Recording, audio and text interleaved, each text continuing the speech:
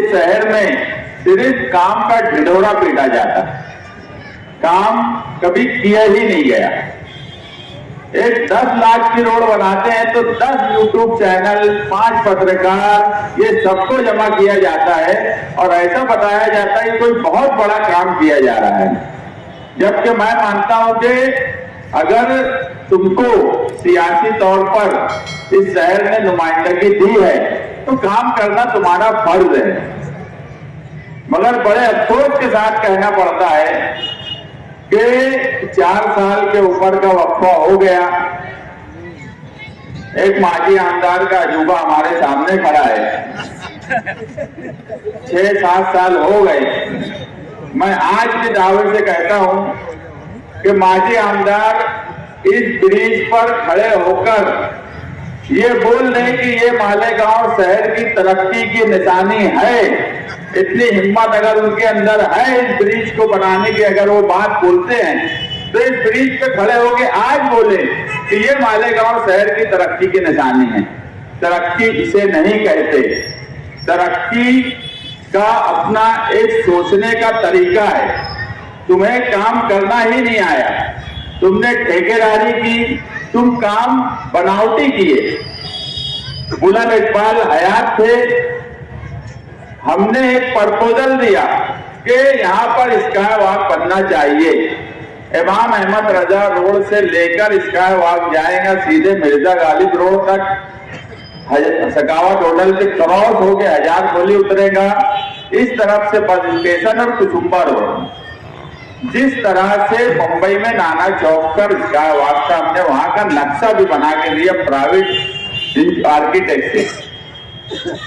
मगर बड़े अफसोस के साथ कहना पड़ रहा है कि उनको क्या समझा कि वो 6.5 करोड़ के स्काई वॉक की मुखालफत की गई और ये अजूबा हमारे सामने खड़ा कर दिया गया, जिसका कोई मतलब नहीं है। बस अब बात ऐसी है कि अभी शाहनहन भी वहां गई थी कि रमजान से पहले काम हो जाए, और वो जो बोली कि अब ये आजाद का मुकम्मल ही हो जाना बेहतर है, क्योंकि लोग परेशान हो रहे हैं, स्कूल के बच्चे परेशान हो रहे हैं। मगर मैं दावे से कहता हूं कि इस ब्रिज से मालेगांव शहर को 1% का फायदा नहीं होने वाला। हाँ, फायदा होगा तो यहाँ शाहनहन बैठी है, रिजवान सर बैठे हैं और मैं खुद, हमारे अलावा किसका फायदा नहीं होगा। हम ही सबसे बड़े दुश्मन हैं। हम महेश नगर में रहते, हमको ऑफिस पे आना है तो हम आ जाएंगे, बाकी कौन लोग उस ब्रिज से आएंगे? मछली बाजार के लोग उस ब्रिज से आएंगे, इस्लामपुरे के लोग उस ब्रिज से आएंगे, कुसुम्बा रोड पे जाने वाले उस ब्रिज से जाएंगे, बस स्टैंड पर बस आने वाले उस ब्रिज से जाएंगे, हजार खोली से आने जाने वाले लोग उस ब्रिज से जाएंगे। किसके इस्तेमाल में वो ब्रिज आने वाला है? स्कूल के बच्चे उस ब्रिज से जाएंगे। मेरा बोलने का मतलब सिर्फ ये है कि आप एक बात समझ लीजिए कि पढ़ा लिखा होना, समझदारी, फ्यूचर में किससे क्या होगा, किस तरह से होगा, उसका क्या मतलब होगा, उसका क्या रिजल्ट आएगा मुस्तकबिल में, ये सोचने की सियासी लीडर के अंदर कलाकारी होना चाहिए। और यही निहाली सोच है जो हमेशा मुस्तकबिल को देखकर फैसला करती, और इस जगह का मुस्तकबिल स्काई वॉक था जो कि नहीं बनाया गया। लेकिन अब जो भी है वो बन जाए, उससे छुट्टी मिले। मालेगांव शहर में अब 4 साल के ऊपर हो गया, आने वाला साल इलेक्शन का है, तो अब हजरत बोलने लगे कि मेरा भी काम रोका जा रहा है। अब समझ गया कि काम तो कुछ किए नहीं है।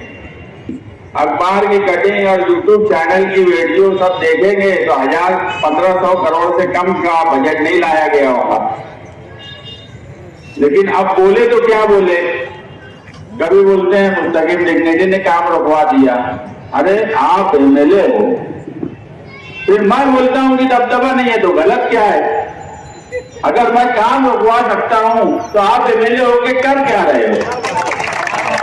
जबकि सच्ची बात यह है कि काम मैंने रुकवाया ही नहीं।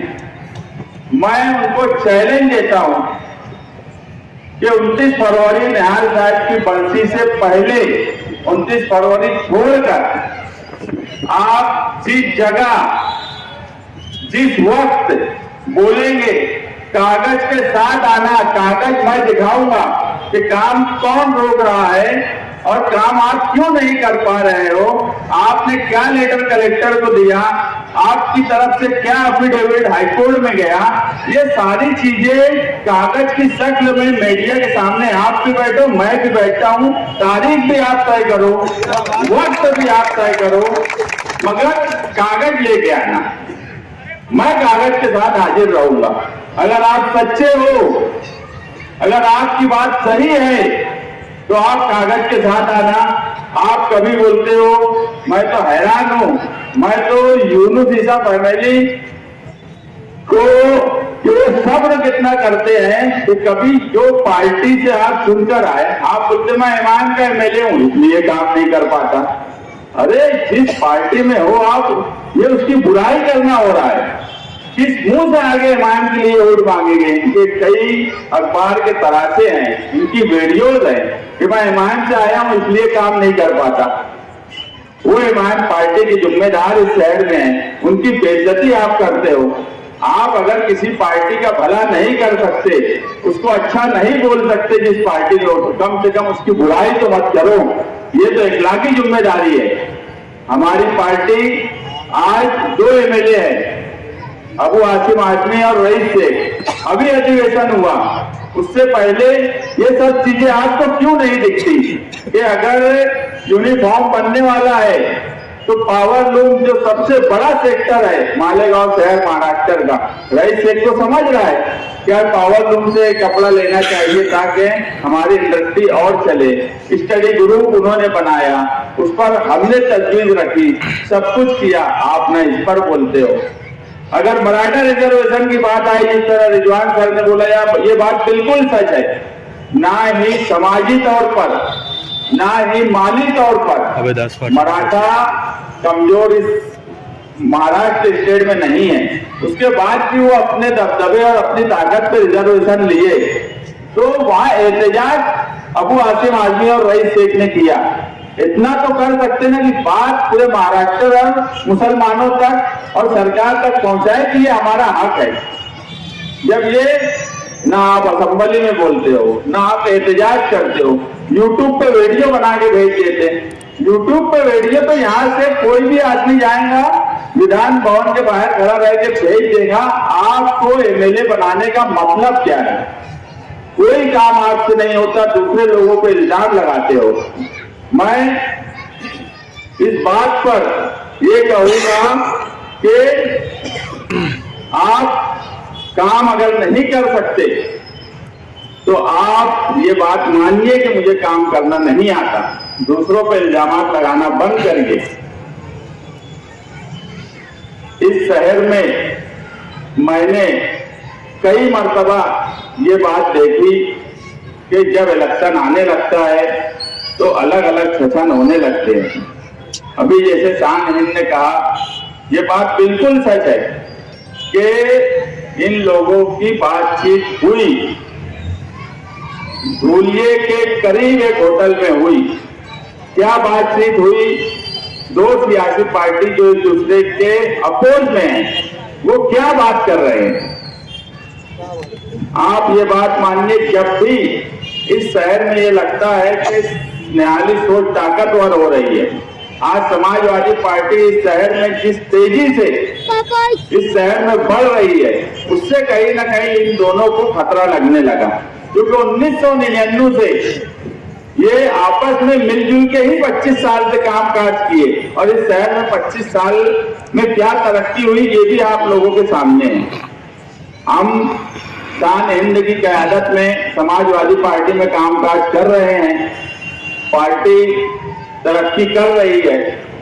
ये ऐसी लीडर है जो कम से कम लड़की होने के बावजूद भी, अगर एमएसजी कॉलेज से कोई वाकया हुआ, वहां से लेके नीतीश राणे तक जब भी फिरका परस्तों को मुंहतोड़ जवाब देने की बात आई, इसने उनको मुंहतोड़ जवाब दिया।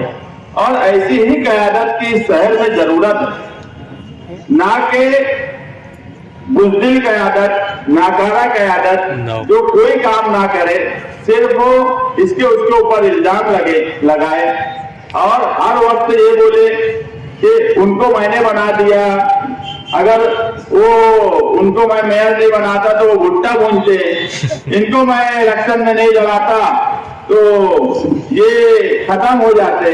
अरे इज्जत ओहदा ये सब अल्लाह की तरफ से है, अगर अल्लाह चाहेगा तो इज्जत मिलेगी। तुम कौन होते हो सियासत में एक दूसरे का साथ देना, तुम हमारी मदद करे हम भी तुम्हारी मदद करें। हमने जितनी आपकी मदद की है ये पूरा शहर जानता है, मगर हमने कभी ढिंढोरा नहीं पीटा कि हमने ये कर दिया वो कर दिया। लेकिन आप जिस तरह से लोगों की बेइज्जती करते हो, आपके साथियों की बेइज्जती करते हो, इसीलिए धीरे धीरे आपका साथ छोड़ते सब लोग चले गए और अब नए लोग भी ये देख रहे हैं कि ये डूबता जहाज है। मैं आपको यकीन दिलाता हूं आने वाले वक्त का हजरत का डूबता जहाज है जिसमें अब कोई सवारी करना नहीं चाहेगा। और जो लोग हैं वो भी एक बात कान खोल के सुन ले, निहाल साहब ने हमको अवामी काम काज करना सियासत में इसको अव्वलीन हमेशा बोला रखो, गरीबों का काम काज करो। सियासत सबसे बड़ा प्लेटफॉर्म है जहां से लोगों का काम काज किया जा सकता और हमेशा हमने उस पर ही अमल किया। मगर निहाल साहब ने एक और चीज भी सिखाई जिस पर हमने आज तक अमल नहीं किया, मगर आगे से उस पर अमल करेंगे। अगर कोई भी अहरा गहरा बिला वजह समाजवादी पार्टी के या समाजवादी के लीडरों के खिलाफ बिला वजह कुछ करेगा तो हम अब हर तरीके का हथियार इस्तेमाल करना जानते हैं। हम छोड़ेंगे कोई सूरत में नहीं, वो कोई भी अनपाउंड वाला हो कंपाउंड वाला हो, ये कान खोल कर सुन ले कि बदला लेने की सियासत अब हम भी करेंगे, किसी सूरत में नहीं छोड़ेंगे। मैं बोल रहा हूँ कि आज तक नहीं की, बिल्कुल सच बात है, आज तक हमने बदला लेने की सियासत नहीं की। मगर कोई बिला वजह तकलीफ देने का काम करेगा तो कैसे कंपाउंड से रास्ता निकलेगा, कैसे कहां से रास्ता निकलेगा वो भी मुस्तकिम डिग्निटी से अच्छा कोई नहीं जानता। दूसरे लोग क्या किए होंगे वो मुझे नहीं मालूम, अगर मैं पीछे लग गया तो भागने को रास्ता नहीं मिलेगा। इसलिए सीधे रहो, जहां हो, हमारा कोई एतराज नहीं है। सियासी तौर पर कोई मुखालिफ आदमी पे भी हमारा एतराज नहीं है, सियासत में सब होते हैं, मुखालिफ रहो, कोई एतराज की बात नहीं। मगर बिला वजह हमारे लोगों को तकलीफ देने की कोशिश की जाएगी, वो इस शहर में कोई भी हो, हम अब हर तरीके से जवाब देने का काम करेंगे, छोड़ेंगे किसी सूरत में नहीं। वो कितना भी बड़ा दादा हो, वो कितना भी बड़ा रुस्तम हो, वो कोई गुंडागर्दी करने वाला हो, अगर गुंडागर्दी करेंगे तो उसका जवाब भी उस तरह के लोगों के जरिए ही दिया जाएगा। लेकिन आप सही से सियासी कामकाज करो, मुखालफत करना हमें कभी खराब नहीं लगा। लेकिन जिस तरीके से इस शहर में निहाल साहब के खानदान को टारगेट बनाया जा रहा है और खास तौर से शान हिंद को, आज निहाल साहब की अकेली वो लड़की वारिस है इस शहर में, और उसको जिस तरीके से परेशान और टारगेट बनाने की कोशिश की जा रही है, मुझे नहीं लगता कि इस शहर का निहाली सोच रखने वाला इन सब चीजों को भूलेगा या माफ करेगा, उनको मुंह तोड़ जवाब देंगे। मेरे अजीज साथियों और दोस्तों, अस्सलाम वालेकुम रहमतुल्लाहि व बरकातहू। मैं हाशिम का मोहम्मद इब्राहिम। मेरे वालिद मुझसे कहा करते थे कि खिदमत खल्क का जो सबसे अच्छा प्लेटफॉर्म है वो सियासत है। इसलिए मैं उनकी सरपरस्ती में सियासत में सरगर्म हुआ और मैं पहले राष्ट्रवादी कांग्रेस पार्टी का युवा नायक सदर बना। उसके बाद कुछ वजूहात की वजह से मुस्तकीम भाई और शाहिंदा साहबा की खिदमत को देखते हुए, उनको उनके जज्बे को देखते हुए मैंने समाजवादी पार्टी में सहूलियत इख्तियार की और उनके ग्रुप के साथ सहूलियत इख्तियार की और इंशाअल्लाह उनके खाना बताना चलते हुए हम कौमत टीम की खिदमत करेंगे। अस्सलाम वालेकुम। मोहतरमा शान हिंद साहिबा, निहाल अहमद साहब, मोहम्मद जुम्बर साहब, मंसूर अकबर साहब, बाकी हसन वाले साहब और जो आज के सलाम कुरैशी साहब और भी दीगर जो जिम्मेदारान आज जो समूहियत इख्तियार करने जा रहे हैं, मैं दिल की गहराइयों से उनको मुबारकबाद पेश करता हूँ और उम्मीद भी करता हूँ कि इंशाअल्लाह ये हमारे साना बसाना चलते रहेंगे और आने वाले वक्तों के अंदर मालेगांव शहर के अंदर, मालेगांव शहर की तरक्की के लिए, मालेगांव शहर के विकास के लिए, मालेगांव शहर का ऐसा बेबाक नुमाइंदे के लिए वो अपने आप को आगे बढ़ा करके मुस्तकिम डिग्निटी और शान-ए साहबा के हाथों को इंशाअल्लाह मजबूत करेंगे। मालेगांव शहर, मैं पिछले एक ऐसे शख्स के साथ था जो आज मौजूदा एमएलए है, मुफ्ती मोहम्मद इस्माइल कासमी साहब। मैं समझता हूं कि मेरे एक दोस्त तो कहते हैं हमेशा कि ढप्पन ढूंस एमएलए मुफ्ती मोहम्मद इस्माइल कासमी, जिनको शहर में नुमाइंदा बनाकर भेजा गया, शहर के मामलात को हल करने के लिए भेजा गया, लेकिन मुझे इस बात का फख्र है कि जो मालेगांव शहर के एमएलए नहीं होते हुए भी अबू हाशिम आजमी ने मालेगांव शहर की नुमाइंदगी की। भिवंडी के एमएलए ने पावर लूम और बुनकर के ताल्लुक से असेंबली के अंदर अपनी बात को मनवाने का लोहा बना दिया। मैं मुबारकबाद देता हूँ मुस्तकिम और डिग्निटी साहब को और शान-ए मैडम साहब को, जो बरवक्त उन्होंने जो फैसला समाजवादी पार्टी का लिया है, ये शहर के मुफाद और शहर की तरक्की के लिए लिया है। आपको मैं बता दूं कि साथी निहाल अहमद साहब मालेगांव शहर के अव्वलीन मेयर थे और मेयर की मियाद पूरी होने के बाद दूसरा मेयर मालेगांव शहर में बैठा। हमारे पीछे बनी हुई ये तामीर नूरी टावर, यहाँ के लोगों को या यहाँ के जिम्मेदारों को मालूम होगा कि इसके ऊपर टैक्स लागू कर दिया गया था। इसके ऊपर टैक्स लागू हो गया था। इस तरीके से हम केरपट्टी मालेगांव शहर की झोपड़पट्टी या कारखानेदार या बिल्डिंग में लागू होती है, इसी तरीके से इसके ऊपर भी केरपट्टी की तरह एक टैक्स लागू कर दिया गया था। उस वक्त मालेगांव शहर के किसी लीडर के अंदर ये हिम्मत और जरूरत नहीं थी कि इस इमारत के ताल्लुक से इस इमारत को बचाने की कोशिश करता, लेकिन मालेगांव शहर का वो लीडर साथी निहाल अहमद साहब थे जिन्होंने इस टावर को बचाने के लिए उन्होंने ये बात कहा था, अगर इस पर टैक्स लग रहा है तो शिवाजी पुतले पर भी टैक्स लगना चाहिए।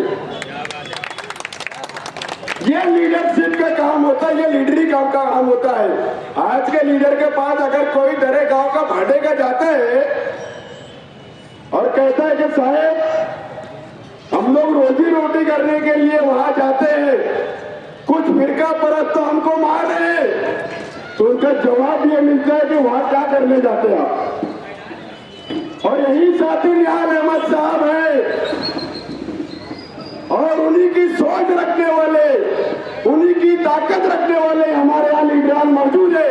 उनकी सोच पर चल रहे, उनके विकास पर चल रहे, उनकी नुमाइंदगी पर चलते हैं कि मालेगांव शहर 2001 का फसाद हुआ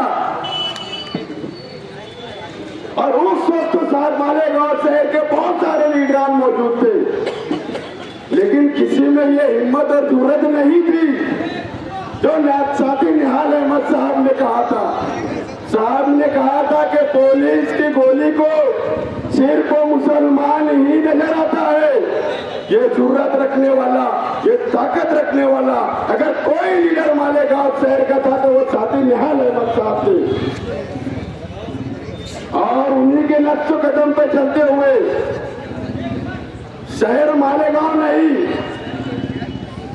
बल्कि महाराष्ट्र की नुमाइंदगी अबू हाशिम आजमी ने साथी मुस्तकीम डिग्नेटी साहब के हाथ में दिया और इसी बेस पर दी है कि ये इनके अंदर सलाहियत है वो काम करने की।